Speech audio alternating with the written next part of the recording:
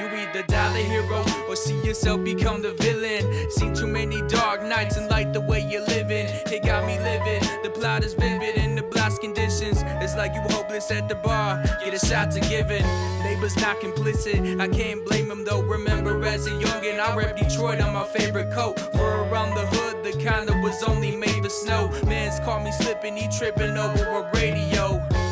I was running track with the homies, I didn't know what to say because I thought he was joking. Behind his back he held a gauge, he decided to show me. In the midst of broad day, all out in the open. I was only 13, but it's relevant to today. Put a price on life, but negligent in their ways. Forget a slippery slope, it's a precipice that you face. And the president set the precedent, evident by your faith. For that cream, living in that fairy tale American dream. Kill it when you walking with a gangster lean. Even though you know they go, they all it seems. What you mean, what you doing for that cream? Living in that fairy tale American dream. Kill it when you walking with that gangster lean. We in between those kings and queens. In the city of schemes. In the city they scheme. I can still remember Kwame, only thing that he taught me. City government's busted, causing a kamikaze. Crime waves like tsunamis, they say they serving that white. Chopping bricks like karate.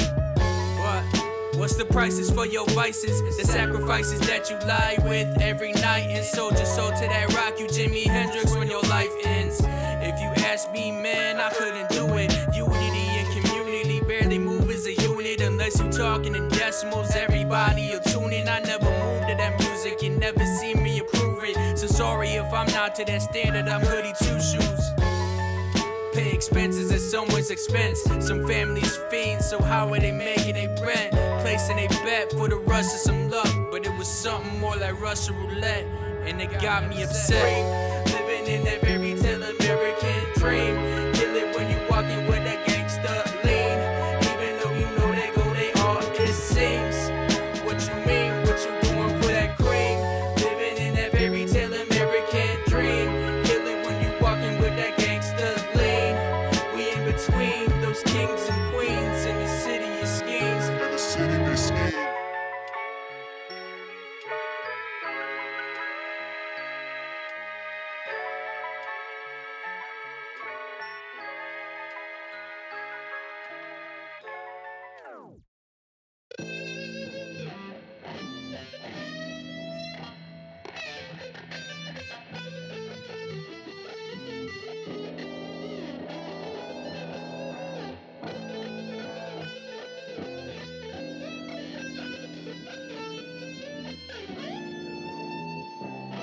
What's up, everybody? This is the El Niño podcast. I'm Eladio Niño, and this is Real Everyday People.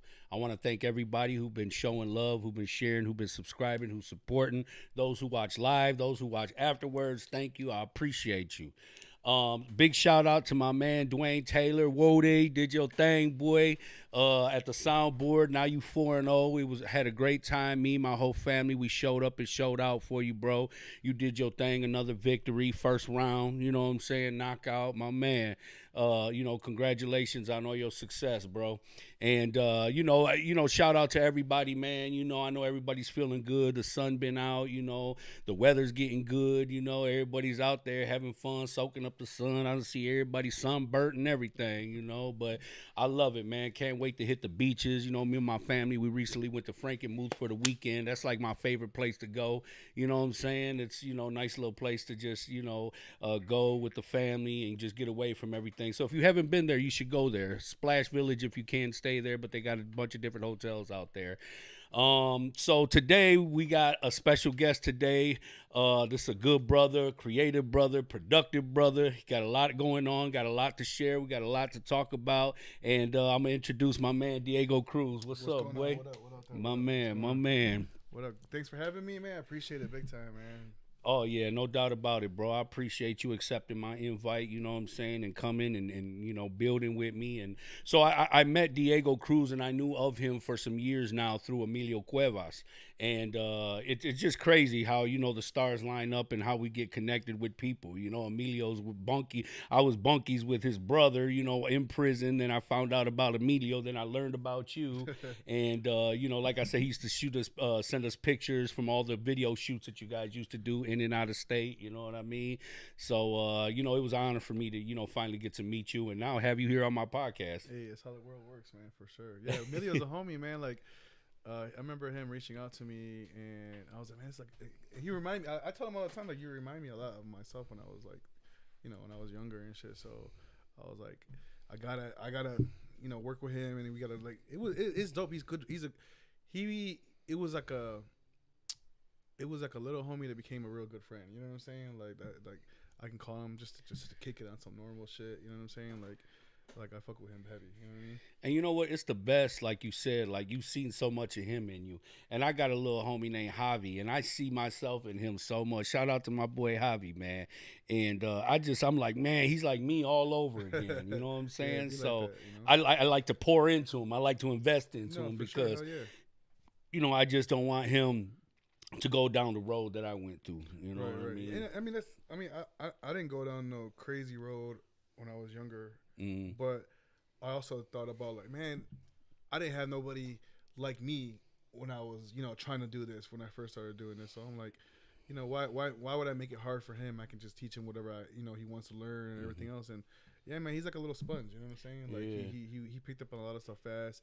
He was down to do whatever. He helped me put like when we brought T Grizzly here, he helped me put some of that stuff, some of the video together too. So it was just like, he was always an asset no matter what we were doing, Oh yeah, no doubt, man. And it's nice when you can build with the person. Oh yeah, and, for sure. Hell yeah. And invest in that person, and that's great that you're a mentor and you're willing to share the knowledge with somebody, because it's a lot of brothers out there that got skills, that have knowledge, and they keep it to themselves. You know what I'm saying? Yeah. Like I feel like whatever is mine is not just for me. It's all about reproducing that. I mean, yeah, because you gotta think about it. Like, man, we live in an age where you could just click on the internet and you'll have tons of videos just showing you stuff. So why am I gonna hoard my knowledge or what I know to somebody just because? I feel like people do that. People that do that are fearful of like somebody taking their spot. It's like, I mean, definitely. I don't ever have that fear because one, I'm very open minded and I want to learn, but I also want more people from where I grew up to have the I guess the resources to build and grow, and I'm like, man, why not have Southwest on the map for more than one thing? You know what I'm saying? Absolutely. And plus, he does music and all the other shit too. And he so does like, well for himself, and his music is really good. I'm like, damn, he's really live. I seen him in California. See what I'm saying? He was out there in Cali working, and I'm like, damn, I'm hearing his music. Like, bro, that shit sound like radio play to me. You know what I'm saying? So I hope the right ear catches it, hears it, and we get to hear his music one day on there, man. Probably more. I would say we're gonna hear that soon.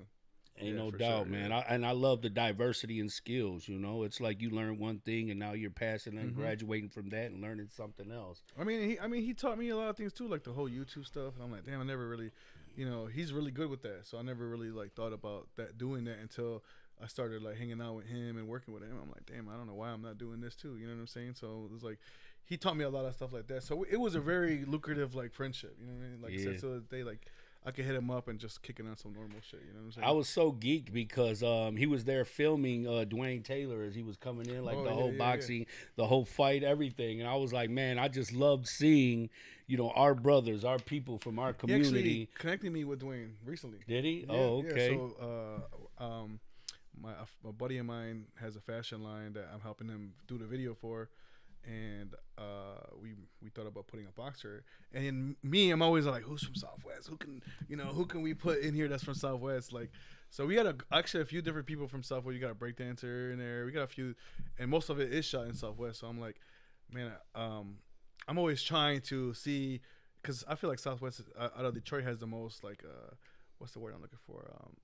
Diverse, like diversity. You know what I mean? We have everybody. You work with any of the guys from the Motor City Street Dance Academy? No, but I do know them. Like Mav, I know Mav. And all, he was the one that connected me with the kid to put him in the video. Okay. So, I mean, I haven't worked with them directly, but I know them. I'm cool with them. I try to be cool with everybody, man. Like, it's dope because they come up to the DHTC, they play music, they do like dance classes with the youth. So, shout out to them doing their thing, man. Much love to you guys for donating your time to the kids, But I love the talent, though, that we have. And that's why I'm so determined. I've been talking to Brian. Shout out to Brian Ruiz, my engineer. pioneer. You know, I got the first shirt off the press. You know what I'm saying? Legal Aliens podcast. You know, much love to Urban Graphics. Natalie's always putting it together for us.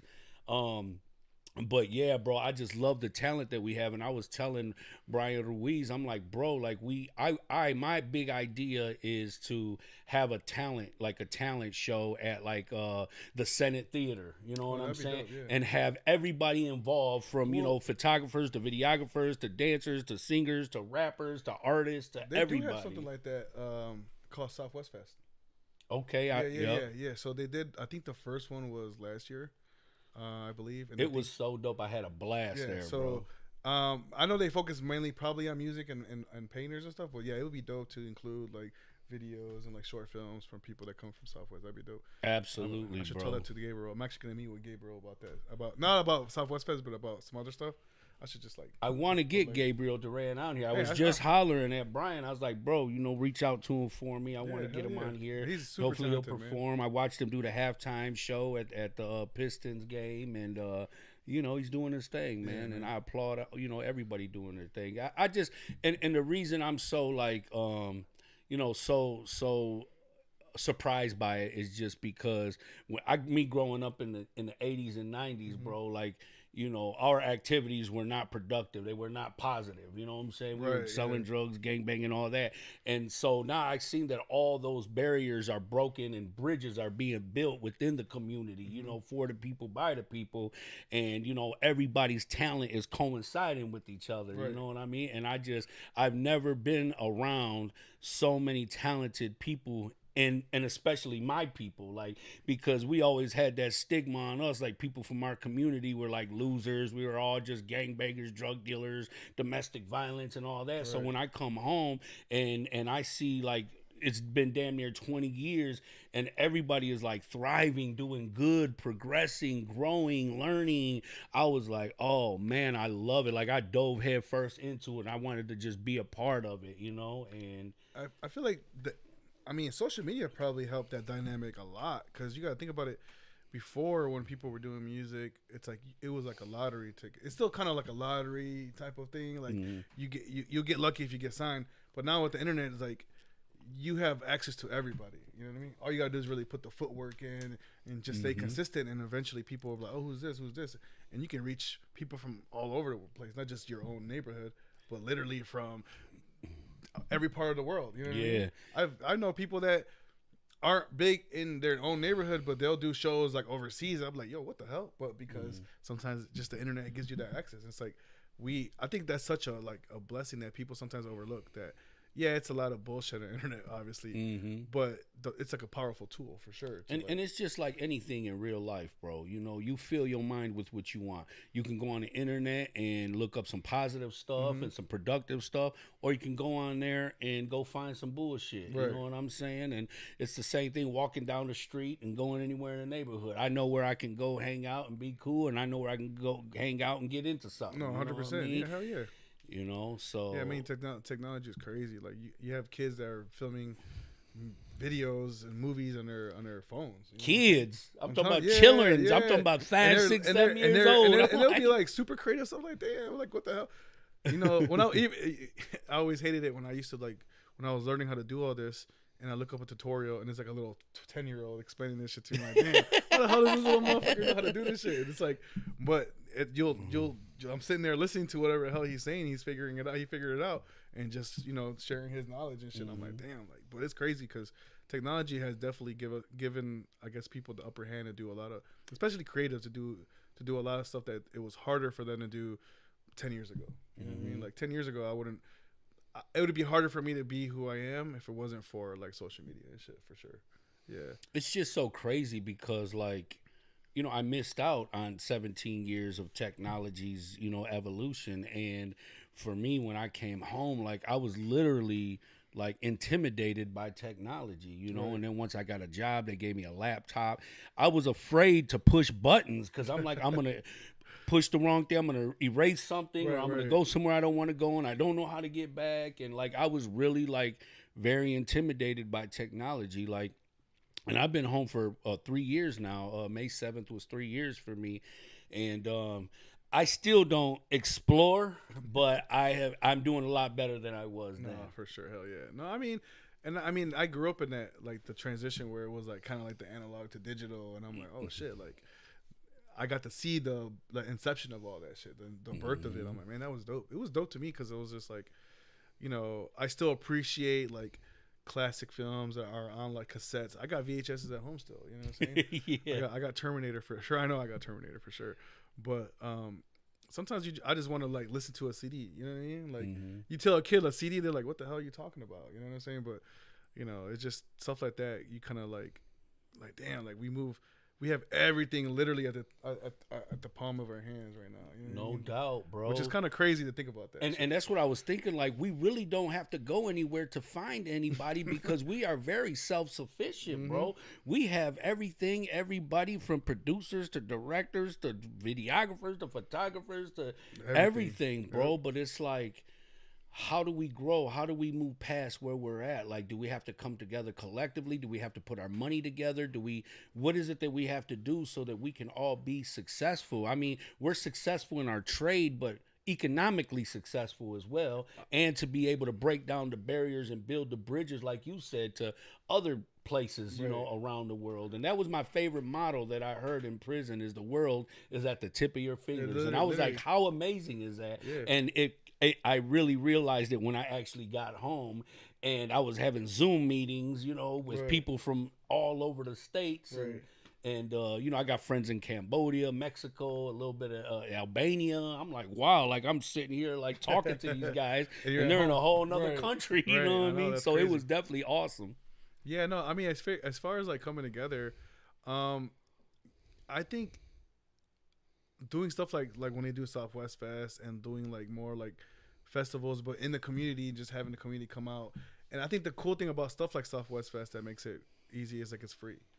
You know what I mean? It's just like, so people aren't so intimidated to pay for something. They could just go and enjoy it and stuff like that. So I feel like when we're able just to come together and be in one space and do more stuff like that, then that's when we're going to be pushing forward. Because a lot of times it's hard, or there's always going to be those people that don't want to support or whatever, or they just think like, oh man, like whatever, you know what I mean? But I think now a lot of people just see the potential that the youth has, you know what I mean, and the potential that we can all like as one community can do.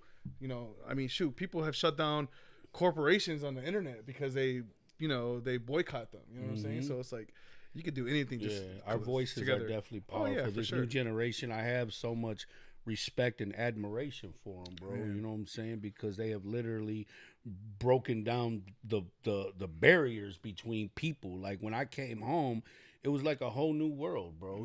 Because back then society had different standards and expectations, and now it's like, be who you are. You know what I'm saying? Be the best you that you can be, the best version of you. And it's definitely more accepting for sure. You know what I mean? So it's like, I grew up in the, like the 90s and shit where it's like you could say certain things that you probably can't say now, but, you don't think about like, damn, you really, when you say those things, you're probably really like getting to somebody's feelings or something like that. Now it's like people are more like accepting of the fact that somebody might be a different orientation than somebody else and whatever, you know what I mean? Like, so it's like you could be you. Like you said, like it's okay to be you. And I think a lot of people back then were afraid to do that, so they were somebody else, and now they're like, oh, I could be this person. But it's never too late to do shit, because I feel like even me, like I'm like I'm older than a lot of guys that are doing the same shit I'm doing, but I'm still making my mark. You know what I'm saying? Absolutely. I'm still doing my shit. I'm still doing. Oh, you're a household name for sure, bro. Yeah, man, it's just crazy because people are actually like recreating themselves, even like with the anime things. Like people are turning themselves into cartoons. Yeah, you know for what sure. I mean? Yeah. And that's being really creative, and like I was tripping. I'm like in malls and stores and grocery stores and things like that, and I'm seeing people in like pajamas and just like looking like a cartoon, but they look so comfortable in their own skin. Like, I'm just being myself, you know what I'm saying? And I respect it, no matter how wild you think it looks or it is or may be or whatever. But you're like, you know what? They're comfortable. You ever watch like old 80s films and they always talk about the future and they always show people wearing crazy, ridiculous outfits.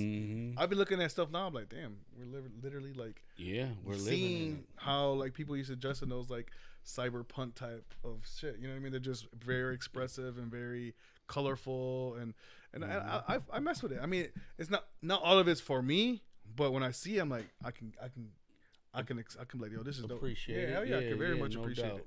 You know what I mean? I like seeing that type of shit. I'm like, man, and you can just talk to that person and they're just like, hey, what's up? Da, da, da, da. They're not weird or nothing like that. They're just normal ass people. You know I've what I mean? always been more open minded than most people that I came up with. You know what Right. I'm saying? I've always had friends that, you know, where they were goth or they were punk or they were, you know, just into different things, and I thought they were still good people, you know, Yeah. and stuff like that. But some people would be like, hey man, that's not our crowd. That's not, you know. And I hate that shit. I'm you a know? people person. I'm a Right. humanitarian. I respect all people. I treat everybody with dignity. You know what I'm saying? And that's, I feel good living like that. You know? I think a lot of people are just scared of change, you know. So or something that's different. I always, you know, I always notice that with certain like, I don't want to say older, but just certain people, even people that are younger than me are still like that. I'm like, bro, like they're being themselves. You know what I'm saying? Like, I just don't like anything forced on me. I've never liked anything forced on me, but the way I get around that is just learning to, you know, accept things as they are. You know what I mean, like, whether I agree or disagree, I'm not here to judge or discriminate or sure. anything. You know what I'm saying? You know, Oh, yeah. to I each mean, their own. You know, I always hear out what I'm big on, like listening to what you gotta say. You know what I mean? Like, and I'm like, all right, cool. I don't agree with it, but hey, man, that's just me. You still live. It ain't gonna change. It's like the saying, "What you eat don't make me shit." You know what I'm saying? Absolutely. So it's just like, Yeah. you do you. I'm gonna do me. And if I fuck with that type of shit, I might go do that shit with you too. You know what I'm saying? If not, whatever. You know what I And mean? it's Like, crazy because I used to have like a lot of like random miscellaneous friends of Right. mine. And you know, like my homeboys, you know, they were all the cool kids and they're like, man, why you hanging out with these lames, these goofy mugs? And you know, in the end, once you know, when life runs its course, you know, in the end, like all them guys that were criticizing and, you know, I thought they were my bros, my dogs and all that. Like that shit went sour with them. And all these people that they call lame and goofy, like they were the most loyal. Yeah. You know what I'm saying? They were the most supportive, bro. Oh, yeah. You know, Oh, yeah. and I'm glad that I stayed real to myself, true to my word, and true to, you know, just people in general. I mean, bro. people that judge really just got their own insecurities. If you ask me, you know what I mean? Like, that's what it boils down to. You know what I mean? They're probably just afraid to be themselves. You know what I'm saying? So, but yeah, 100%. I've run into circumstances like that too. Like a lot of my friends, they're very into a lot of different shit. You know, you wouldn't think if you looked at them, you're like, well, you wouldn't think they're into that type of shit, but like they're really like big on.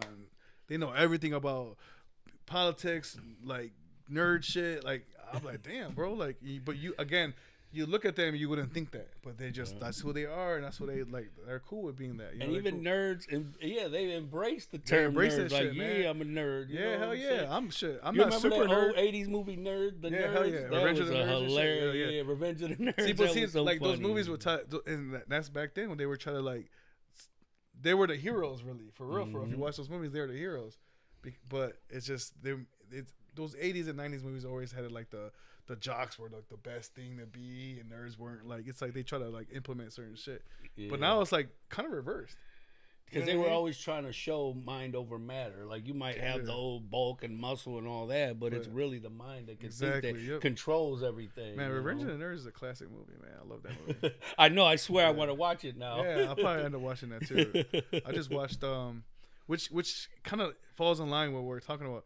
It wasn't the best movie, but I watched a movie called Senior Year on Netflix, and it was a girl that she was a teenager in 2002. She was a cheerleader. She fell into a coma and woke up 20 years later. Wow. So basically, she's 37, still thinking she's 17, and she's trying to finish school, and like the school is way different from what it was in 2022. I mean 2002. Yeah. You know, now the kids are more like open with how they are, and she's just like trying to adjust, trying to figure things out. Like she don't know shit about social media, nothing. You know what I mean? Like, you know, they're saying, you know, they're telling her, oh, you can't say this word, you can't say that word, because you know they're more socially conscious of like what's going on. But it was like made me think like, damn, like It's crazy you say Yeah. that because I went to prison in 2002 Oh shit. and Okay. got out in 2019, 17 years Man, later. okay, yeah. And So- it was like the same fucking scenario, right.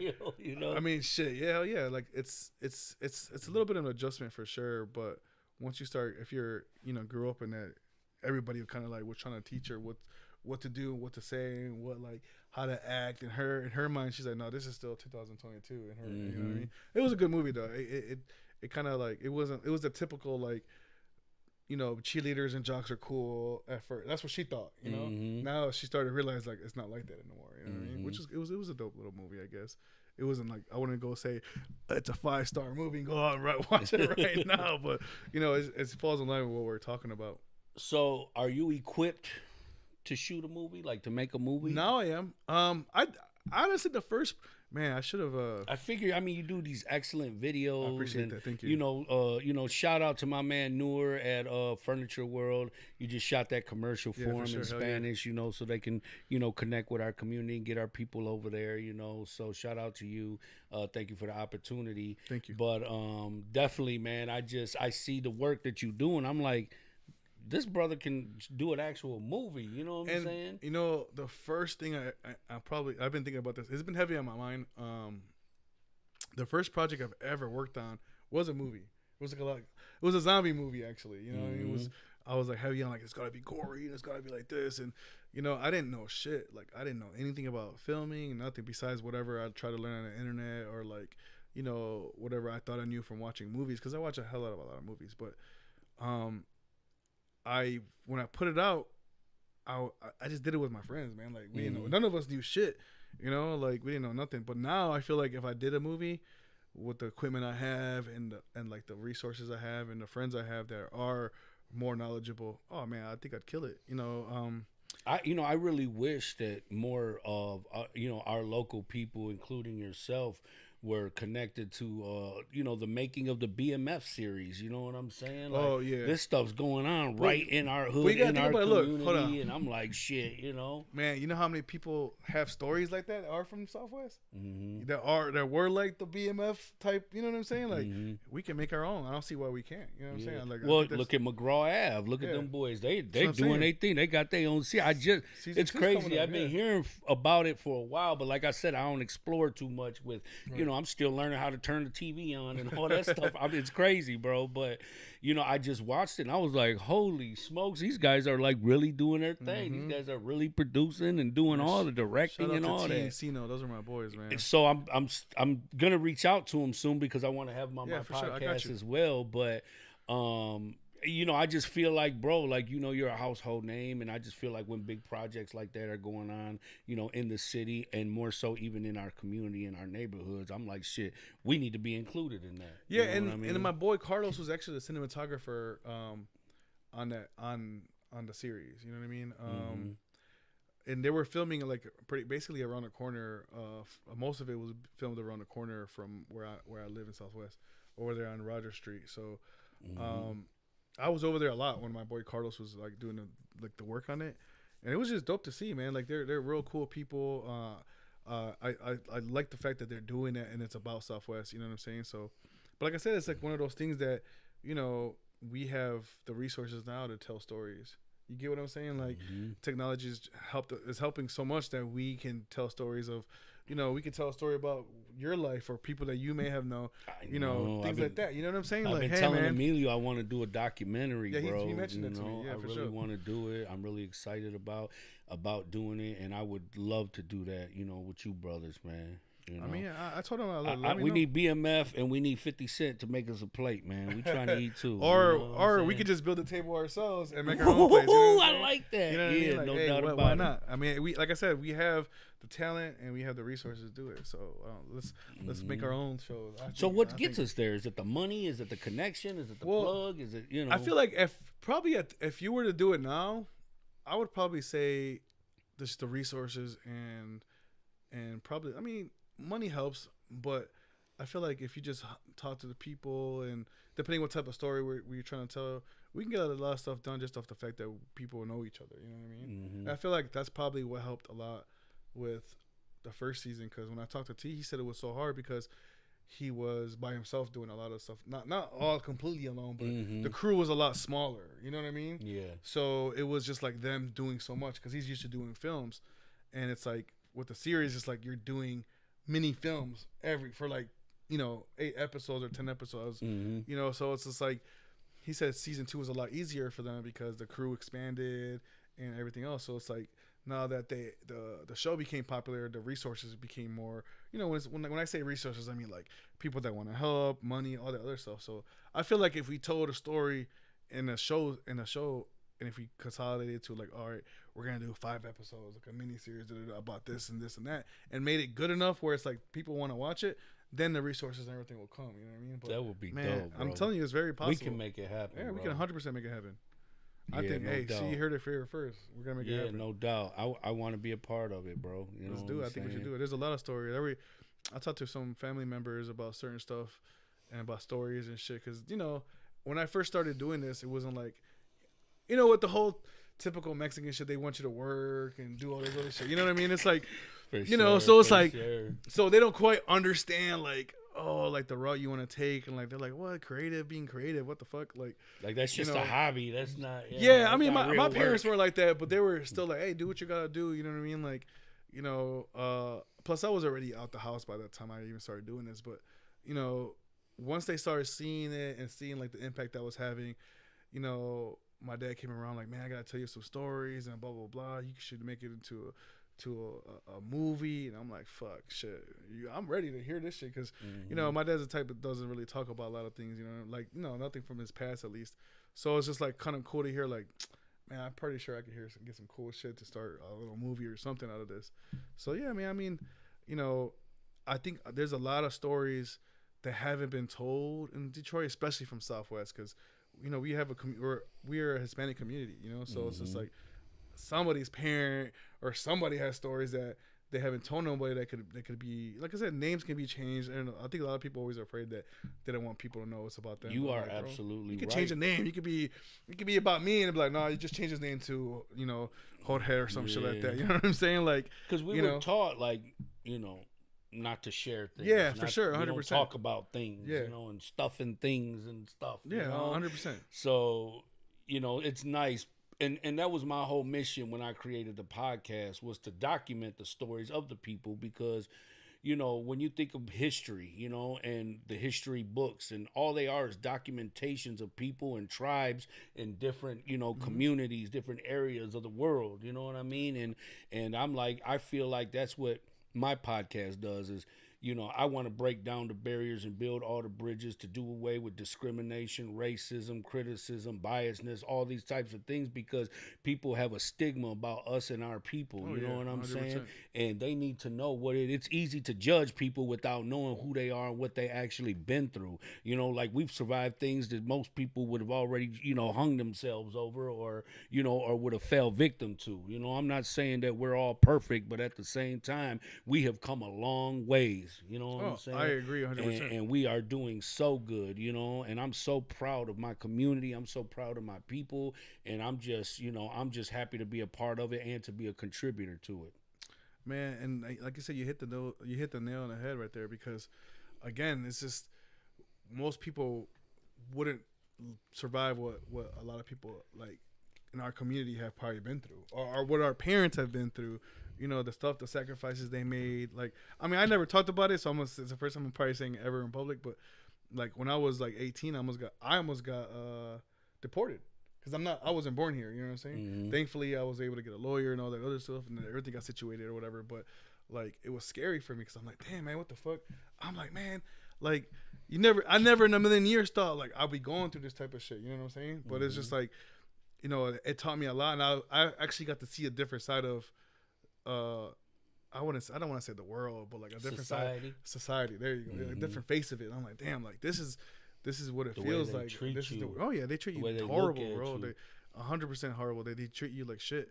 But and I got to see it. A lot of them will say, well, why don't you just do it the right way? Why don't you just go get your papers? And man, they charge thousands and thousands. Yeah, and then a lot of times, like, who got that kind of money? I was a baby, like I'm gonna make the story as short as possible. But like, I was a kid when I came here, so it's not like I had a choice. But I grew up here and like with the culture here. But you know, my parents were trying. They were already trying to get put, you know, have the process, you know, go and, you know, put me through the process or whatever. So I wasn't already in there, but some circumstances happened, and then, you know, I was in the detention center, and I wasn't even there for that long. I was only there for a weekend, but it was enough for me to see, like, damn, like, this is crazy to me right now. You know what I mean? And the good thing is, like, it was one of those, like, pivotal points in my life where I'm like, all right, I can see how things are happening. I can see how they treat us and shit like that. And then it make me hate anybody, you know what I'm saying? Like, and I was like, oh man, fuck America, you know what I'm saying? But it made me, like, open my eyes to certain shit that I was probably oblivious to before, you know what I'm saying? So I'm like, damn, like it was one of those things that really opened my eyes and really put a new perspective on what I wanted to do and what I wanted to do with my life and shit. Like, but yeah, man, it was definitely like some heartbreaking shit to me, because I'm like, damn, this is all I know for real. You know what I mean? Like, and now they trying to send me to a spot I really don't know for real, like with family that I don't have. You know what I mean? Like, that's what they. I know it's like, a lot of homies that I know that grew up here in the state, been here, like your story similar, been here since they were kids, grew up here, ended up in prison doing a crime, and now when they get out of prison and get released, they're deporting them straight back to Mexico, and they're like, I don't even know, I haven't been there since I was 5. Right, for sure, 100%. And their whole life is here, family and everything, so I have to, you know, go back to Albania or Cambodia or wherever, you know, all these brothers are from, and it's like they're starting a whole life all over. There was a kid that was Albanian there, and they came to his crib, and they took his family, his mom, his dad. They own businesses. Yeah, I'm telling you, man, they like separated, productive members. He of the literally community. told me, this kid was like 18. He's like, man, they came and separated my whole family. I think I was about 22 at the time, so like, yeah, they came, and like, it was a crazy thing, man. Like, I was just like, it hurts my heart, bro, because like, you know, before I went to prison, I had uncles, aunts, you know, everybody, cousins and all that were here, you know, they were from Mexico. And when I came home, my aunts were deported, my uncles were deported. Yeah, man, it's crazy. All my cousins were left here to fend for themselves, you know what I'm saying? And you know, it's just like, you know, how, imagine that. Imagine if you had to be a child and both your parents are deported, so and now you gotta grow up fast. You know what I'm saying? You know, yeah, and you don't know who's gonna guide you or misguide you or help you or hurt you or whatever it may be, you know. And then the thing is, like, when people say like, oh, you should do the right thing and do it the right way, like, people try, man. Like, people don't understand it's not easy. Like, in Mexico, they're not making no money. I don't care. They're working twice as hard as we are here, and they're making less than half. You know what I'm saying? Way less than half. Way less than half for sure, bro. Hell yeah. And it's like, I hate when people say that type of shit too, because it's like, you want to just like beat the shit out of them. Like, I'm like, bro, shut the fuck up, because like, people don't understand like how privileged they are for real. You know what I'm saying? Like, how like easy they have it, because, you know, there's people out here busting their ass to have the lifestyle that you're taking advantage of. You know what I'm saying? Like, but it is what it is. You know what I mean? But I feel like hopefully that I don't know if it's gonna change, and I hope it does, man. But it sucks that people have to go through that shit, because it's not easy, man. Like you said, like, there's stuff that people have gone through that other people probably would have just like said fuck this and give up on life, and they don't. They just keep fighting. They keep doing what they're doing, and just keep living their life like nothing happened. You know what I'm saying? And you gotta respect that kind of mentality, because most people break easily over shit like that. You know, it's not easy. It's not easy at all. Every day living with that, you know, trying to give your family and your kids a better life. You know what I'm saying? Because, you know, where you come from is now it's like there's war in this country, and there's like, you know, all kinds of crazy shit going on. There's corruption everywhere. You know what I mean? It's like, it's fucking terrible in other places. I know the other day I was at a taco truck called Antojitos. And I think it's over there on Wabash and Bagley. Yeah, shit's so good. And very good, bro. But I looked over and just happened to see a Border Patrol car, like, ducked off in the bushes.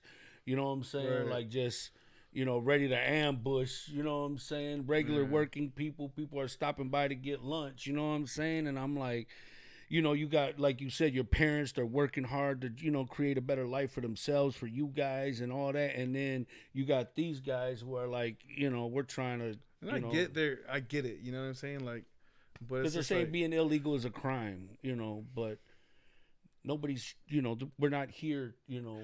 They look at us like we're murderers or some stupid shit, and I fucking hate it, bro. Like it pisses me off. It ain't Mexicans shooting up the schools. You know what I'm fucking saying? Hell the fuck no, it's not. You know, killing Hell 20, no, it's 30 not. people and blowing shit up. Like, No, man. you know, it's not. But, you know, it is what it is, bro, because, you know, from hundreds to thousands of years ago, bro, our people been going through the trenches, have been discriminated against, and have just been slaves and have enslaved.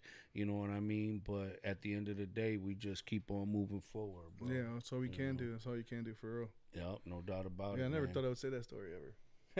Well, I'm glad Hey, you man, shared it you right know. here on the El Nino podcast. Hey, first time. So what got you into, like, you know, filming and stuff like that? And, you know, I was recently, you know, I got a little piece into the Oba Roland and the Sada Baby video. Yeah, that video was hype. I was really excited for that. You know, shout out to Banshee Kid. You know, over there on Vanderbilt. It was, you know, his neighborhood, and you know, I was geeked, bro. You know, I was excited everybody had a about good it time for the that shoot, man. opportunity, and you know, and to see everybody in the neighborhood like be in it and be represented the right way, bro. Like, what's the song called? Hot 107.5. Yeah, it's called Hot 107.5. Yeah, like the radio station. Which I don't know why that title was that, but hey, Oba has his reasons for everything. But yeah, and they was fooling. They had me laughing, bro. Yeah, Sada is a silly dude, man. yeah, good. He's like the whole day was good energy, man. And my biggest thing with because Oba been talking about doing that video for a while actually, because the song is really like 3 years old. Is it? Yeah, it's but Dang. then when we were talking about doing it, it was like a lot of like scheduling conflict with Sada, and then the coronavirus happened, and it's like, you know, a lot of shit got delayed. But you know, he had approached me about it again, and he wanted to actually shoot it in Cali, and I'm like, bro, why we would go to Cali for that? He's like, what do you mean? I was like, he's like, they got lowriders and shit. I'm like, bro, I can get that shit here. What are you talking about? Yeah, no You know what I doubt. mean? So I'm like, look, I got you. Like, just tell me the day, and I'm gonna put it together. So we did, and it came And together. you nice. did. It came together. Yeah, like you shouted out Banshee Kid, and like they helped me. I called them like because Hustling. You know, I'm like all of them. I was like, bro, I need you know, put the word out for me because it was gonna be hard for me because I was also shooting 2 more videos that same week, and I'm like, fuck, it's gonna be hard for me to put all this shit together and not get it. I don't want to mess this up, you know. So they Emilio helped me put the word out. Banshee helped me put the word out. My boy Benny helped me put the word out with the low riders, and then you know, everybody kind of just like reached out to their people, and it was just like I said, it was one of those things that kind of made it work. You know, it was like it came together really, really perfect, and I was glad to see so many people there. I mean, that was my biggest thing. I'm like, dang, what if nobody shows up or some shit? You know, man, like, that thing was packed. yeah, it was packed as hell from the And, beginning to the end. We had a horse and everything. Yeah, on the block. man, you know what? Ice So funny. cream I was just talking truck, about yeah, the horse everything. shit. I'm like, that is so dope, bro. I was talking about it to somebody today, and I wasn't gonna get the horse unless Sada was gonna ride the horse. You know what I'm saying? So I told Oba, I'm like, look, Oba, make sure he's cool with it. All right. A couple days later, he's like, no, he's cool with it. I'm like, all right. And then I don't think he even asked him because I asked Sada, I'm like, hey man, we're gonna have you ride the horse. He's like, nah, I ain't doing that. I'm like, why? He's like, man, I don't want to fall off or whatever, get hurt. I'm like, yeah, that's a good reason, man. You don't want, you know what I'm saying? Like, Yeah. he's got a lot of shit to do, and he already got the whole injury that he had sustained like not too long ago with his finger or whatever. But so I felt where he was coming from. So I'm like, all right. So I'm like, dang, we got this horse for nothing. So I had to like do an audible and figure it out. You know what I mean? Because my whole thing was like, man, you know how iconic it would be to have Sada on a horse in Southwest. Oh yeah. You know what I mean? But and he know a little Spanish too. I was surprised. Yeah, no, for sure. He did a little Spanish, and he was like with the whole vibe, bro. Yeah, he was. Dope. And before he got there, his management was like, "Oh, we only got an hour with him," but he stayed there the whole time, dude. He was just vibing. I was like, "What's up, bro? You want some tacos?" Yeah, and, he was with the shits, man. That's what I think. Once he got there and realized everything was smooth, and like everybody it was a good vibe. He stuck around and just like. You know, it was a dope experience, man, and they put it out the right time, right before Cinco de Mayo and shit. But you know, it was dope. But back to your initial question of me, how I got into it. I always wanted to do it. You know what I'm saying? Like as a kid, like I liked photography and shit like that. And I love movies. Like I have fond memories of going to the movies with my parents and my dad. And my dad would he would pay for one ticket and then sneak us into another once once that movie was over. He would time it too. He would I figure think out. all our parents. Yeah, did he that would. shit. Yeah, because I had a lot of siblings, man. So he's probably like, man, it's too expensive to do all this shit. So he would time it, so he would know. All right, this movie starts at this time, and it's 2 hours long, and he knew like what the previews and everything. So he just knew what time to go into what movie, and we wouldn't even know what other movie we watch. But we know every time we go to movies, we're going to see 2 movies that day.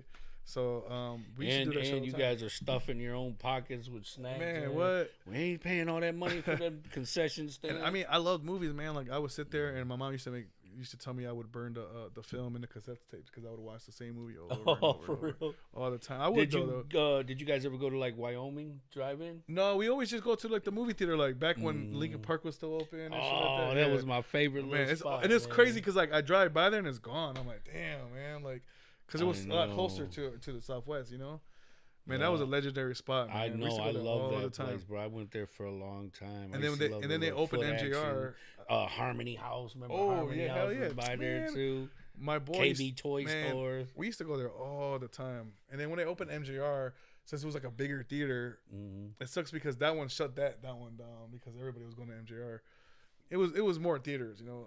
I think the Lincoln Park one only had like 8 or some shit versus like MJR had 20, you know. So it's like it's a bigger theater, it's like cooler, it's newer. Man, I came home, bro, and they had recliners, and I Oh, was yeah, like, hell yeah. "What the? Oh my goodness!" Man. I swear I couldn't stay awake. It is a lot harder. But to I stay was awake. like, "Hell no!" Like, shit has evolved for for real, sure. bro. You know, I feel like I never even imagined no shit. I went like to that. one. Actually, me and Emilio and T Grizzly, we went to Miami. T took us to the movies, which was weird. I was like, all right. He was like a big kid, man. He was cool as hell, but he was like, hey man, I want to go to the movies, and we had to follow him wherever he went because we were with him. So we're like, all right. And I'm like, bet. I'm like, what a movie we're gonna watch? I think it was either Creed 2 at the time that came out, or Aquaman. This is when the first Aquaman came out. Man, he wanted to see Aquaman. I'm like, fuck, I don't want to see that movie. I already saw it. So I'm like, man, whatever. So we went, and man, that theater was the best theater I've ever been to.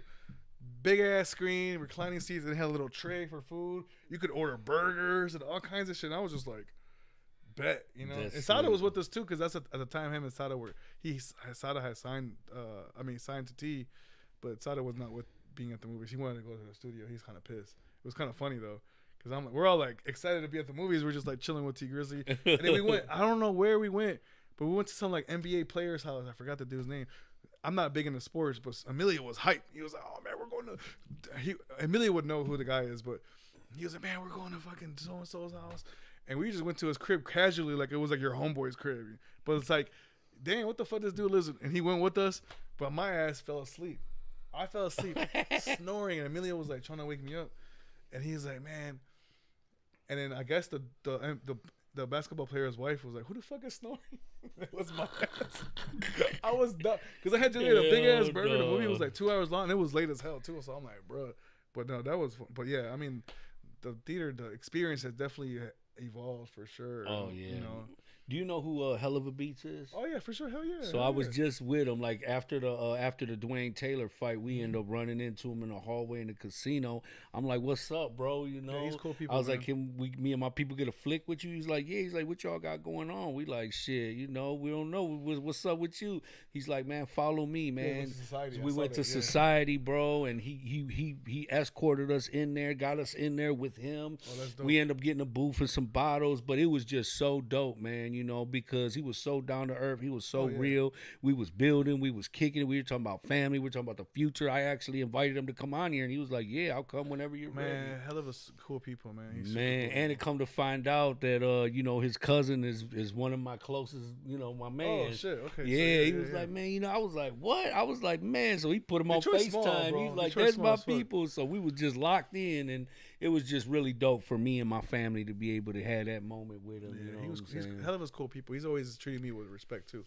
Whenever time I see him and shit, like, And I didn't even know he was from Southwest, because he's like, "Where y'all from?" We like, "Shit, Southwest." oh, I didn't know that either. Yeah, Shit. he like, "Man, I went to Chadsey, I went to Munger." You know what What? I'm saying? I'm like, and Damn, then I his had no cousins off idea. of Livernois and West Warren, and I'm like, shit. "Oh man, That's- that's crazy, Well, bro." you know that side of Southwest is really close to the West Side, so like, you know, I can see why. You know, that being true for sure. Damn, that's crazy. I didn't know that. Yep, me Yeah, either. I'm I about to was ask him like, next time I see wow, him, for like, hey, real, man, I man. heard I you was from Southwest, like, bro. you know, much love, you That's know. that's cool people, man. He's cool people. Like there's a lot of, man. There's a look in this industry. There's a lot of fake shit, but there's a lot of real people, man. And I appreciate the ones that are real for sure because like, you know, it's a rare commodity that you come across something that just like genuinely fucks with you. You know what I'm saying? Like, so he's one of those guys for sure. When I see him, he just kicks it with you. He's like, hey man, what's going on? He doesn't talk about like, oh, let's work. Cause I always get that, man, let's work. And he's just like, man, what you been up to, man? I see you working. I'm proud of you. Da da da. And it's like,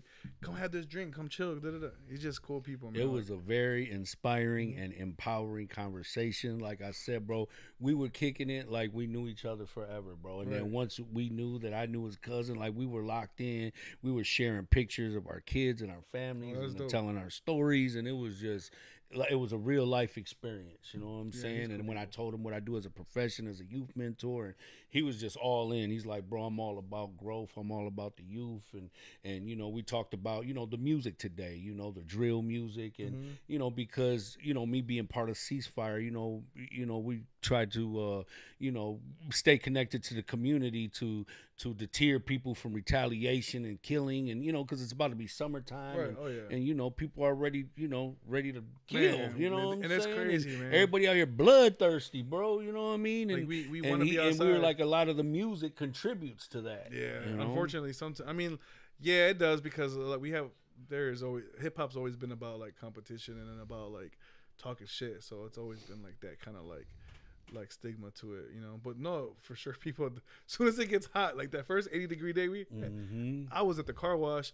And I looked over and there's some girls are just in traffic arguing. I'm like, bro, it's sunny as fuck. Like, go to the park, do something, man. Just enjoy why y'all life, fighting, man? What the hell? Like, no, bro. I'm like, we've been cooped up in the house at these 40-degree weather and raining and shit. And we're just coming out of pandemic, so it's like people got to relearn how to socialize again. No, for sure they do. Because honestly, bro, we was just in Frankenmuth, and you know it's a very nice place. So I guess you expect the people to be just as pleasant as the environment is, but it wasn't that way, bro. We got a lot of rude people out there. Service was bad, and people were rude, and I'm like, damn, bro, like, you know, I come here thinking I'm in, you know, Pleasantville, you know what I'm saying? And you got people talking sideways and just were not willing to help, and it was like, man, what is going on with even when they started lifting restrictions like late last year, people were still like kind of weird too. Like, and I get it, you were cooped up in the house and all this other shit, but I'm like, bro, like, I hear people, I hate people. I'm like, what is going on? I've said that though. I said that because I say that when I see people do some like fucked up shit. Like, man, why do people do that shit? Especially when I see that shit on the internet, because you know, like, internet's so full of shit. Like, I hate when I'll see like some animal cruelty shit. And I'm like, bro, why do people fucking do that? That's when I'll say that shit. I'm like, why do people treat animals like that, or you know what I'm saying, or like other people like shit, bro? And it's like it's not even that necessary, you know what I'm saying? But I mean, I've said that, I'm not gonna lie, but I only say that shit when people do some goofy shit, and I'm like, man, why are people like this, bro? Like, I don't hate everybody, I just hate when people I just hate those specific motherfuckers that do goofy fucking shit and like are always trying to be like hateful towards shit, because it's like, bro, we got a short ass life, man, you know what I'm saying? Like, it's like, why the fuck you gotta be mad all the time? You know what I mean? Like, just be happy. Go smoke some weed or some shit. Like, go take a couple shots. You know what I mean? But people just get too crazy, bro. I want to enjoy this summer. You know what I'm saying? I want to be able to just look at life and shit and just, you know. So you're a father, right? No, I don't have no kids. No kids? No kids. Wow, man. damn, good for you, bro. Shit, you can kids. come and go as you please. Yeah, I got a dog. When you want, how you want. I got a dog. I gotta make sure he's. That's good, like you know a what I'm saying? kid, honestly, he is man. I got a dog and 2 cats, and they're literally like kids. Yeah, I got to feed them. I got to let them out. I got to hug them. Sure. Oh. Nah, before I left, I was chilling at the crib, and I was sitting on the couch and shit, getting my shoes, and this motherfucker comes up, and he's a Cane Corso, so he's big, but he thinks he's a fucking Chihuahua because he'll jump on the couch and like, and he'll do one of these big old like, baby. Huh? He'll lay over here, and I'm like, bro, or like I'll try to put my shoes, and he'll go up to me, start licking me. I'm like, bro, like, not right now, man. Like, and you know, I wish I could bring him everywhere. I used to bring him everywhere when he was a puppy. Because I had to, because I couldn't leave him at home. I didn't want to, you know. And it was a lot, you know. And they were like socializing. Bro, what do you feed them, bro? They're like mini dinosaurs. No, for like okay, a baby horse. So they're supposed to be eating. Well, from what I'm not a dog expert, so don't fucking quote me on shit. But, from where I get his food at this place in Madison Heights, and I guess they're supposed to be eating like anywhere between like 2 to 3% of their body weight and shit. But this motherfucker can eat, man. Like he's like They're 100. man eaters. He's Shit. he's like 100 pounds. At least he's Man, got to be 100 That's pounds. a whole person. No, facts for sure.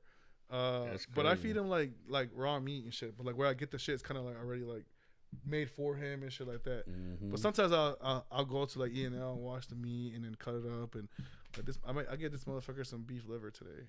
And he just Damn. fucking demolished that shit. Swallowed it. Man, I didn't was he? like, damn, bro, what the fuck? Like, but you know, like, and he's just like he's the most chill dog ever though, because I'll take him to a dog park. He loves being around other dogs. Like I said, I used to bring him around like the video shoots, and man, video shoots be having 20 to 30 motherfuckers there. So he's just walking around, getting to know different people and shit. So he was being socialized. He's made a couple music videos. I swear I was gonna ask you that. I was gonna Yeah, say, have man. you ever put him in? Yeah, videos? because they that asked. would be dope. They were like, "Oh, can I put your dog?" I'm like, "Go ahead, bro." This guy from Inkster, his name is he goes by LOM Rudy. He did some photos with him. He just hit me up. Yeah, Rudy's cool people. Yeah, bro. he just hit me up. Yeah, yo, you from should have him. Inkster.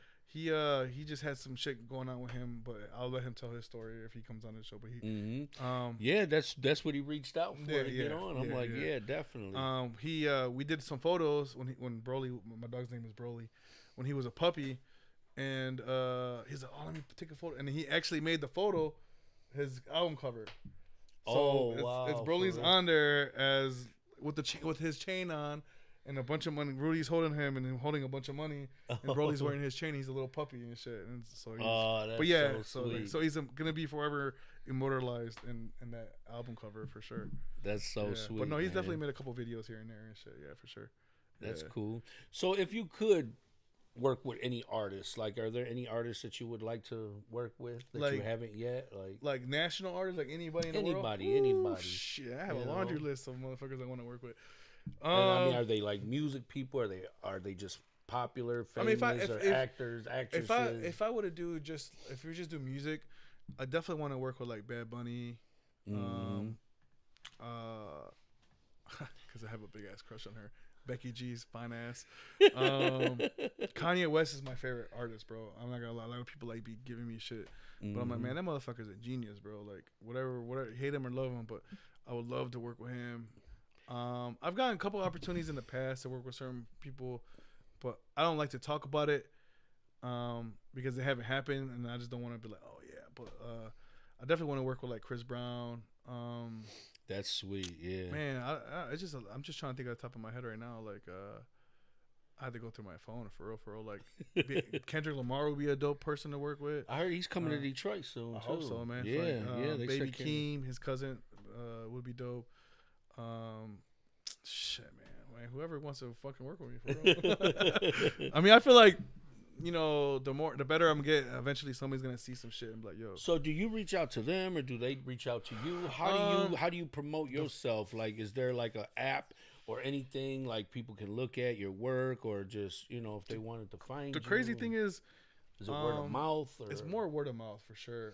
When I was first started doing the music video stuff, my little brother was reaching out to people, and I was getting turned down, bro. They were turning me down. Like, no, because like I wasn't shooting. See, Detroit's funny.